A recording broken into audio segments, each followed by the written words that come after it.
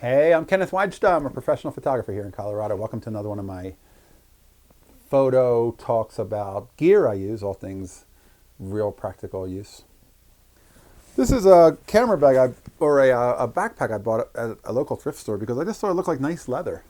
And I'm like, I think they're kind of pricey. The brand is, I looked it up, is JW Hulme, Hulme, since 1905. It's not exactly a Filson, but it looked like it was nice enough quality, and it had nice looking straps. And I'm like, oh, I'm not sure what I'll use that for. But then a local photographer was looking for unloading this camera, which is my latest wonderful find. If I can get it out of the case.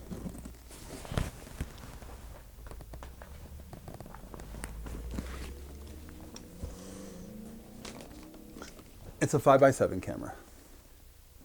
If I undo it.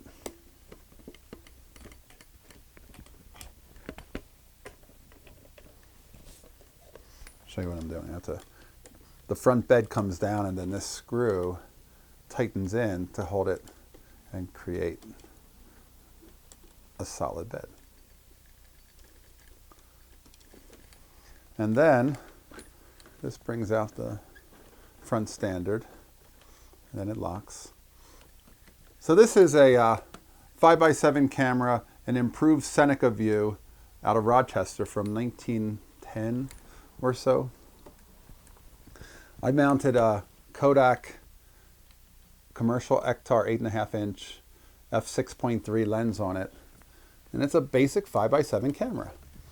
Well, you know what's special about 5x7 cameras? They're not very heavy.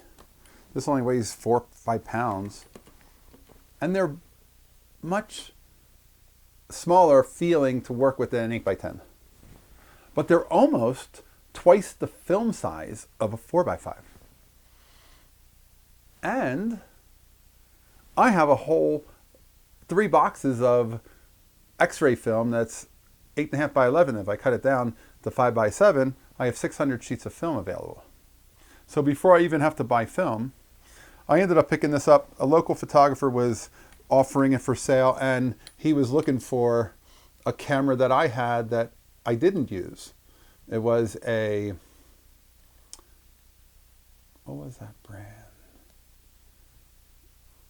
It was a Japanese version of the Hasselblad, and I wasn't using that, and it had an aperture issue. And he said that's okay with him because he would just tinker with it and fix it. He's good at fixing things. I'm like, oh, really? I'm not good at fixing anything. So, okay. So I ended up, he said we could just do a straight deal. I'm like, that sounds fine. I really didn't want to spend $400 on a 5x7 camera, which doesn't seem extraordinarily expensive considering it's a 5x7 camera and it came with film holders. But I thought, if we could do this trade, it was a Kawa 6. That's what the camera was.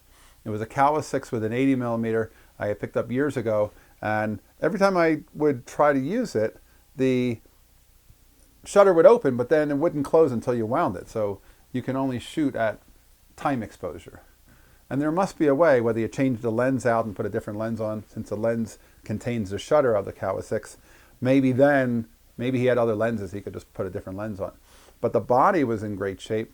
The lens was in good physical shape, but the aperture or the shutter wouldn't close after you set the time for 60th of a second or half a second. It would just stay open. So he ended up trading for that, and I ended up with this. And I'll tell you, it's so easy. Because what I'm looking for is a camera that I can carry in a small backpack like that. And it's very quick and simple to set up. And it's one of those things where once it's set up, I can just leave it on my front seat and sit it in the, seat against the edge of the back of the seat. And anywhere I go, I can literally pop it out. I have a tripod connector on it, pop it out, put it on the tripod, and it's ready to go. And I don't have to deal with setting it up each time. And I don't have to deal with putting a lens on it. The lens stays on it when it's folded up. And for me, I think 5x7 is the most perfect format for large format.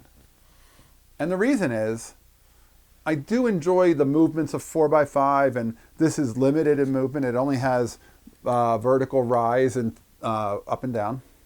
And then the back has swing and tilt a little bit. And so you can make it effectively like front tilt by turning your camera on the tripod and changing the way it's positioned so that you end up having a little bit of front tilt and then straightening up your back standard. But the thing about 5x7 that I like, because I'm mostly a documentary and portrait guy, is I don't need as much movement as some landscape guys would. And the thing about 5x7 is, well, first, if I go to a 4x5 camera and I shoot 4x5, I can process that film, and that 4x5 inch sheet of film, I can contact print in my enlarger with my enlarger light. But a 4x5 print is pretty small. It's smaller than a snapshot in days gone past. And so I could print it on a piece of 5x7 paper and have this smallish photograph. Or I could put it in the enlarger and enlarge it, but then I'm not getting the contact sheet quality out of the negative like I would like to get. And the beauty of the 5x7 is you shoot a 5x7 frame. Do I have one of them here? You shoot a 5x7 frame,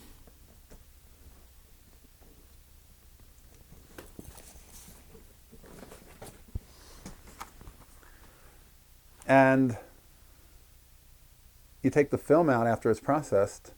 You lay this on a piece of 8x10 film, or I'm sorry, 8x10 photo paper inside the darkroom, and you leave a white border, and you can print with the edges of the film holder showing. You can print it on a piece of 8x10 paper, and 5x7 isn't too small for a print.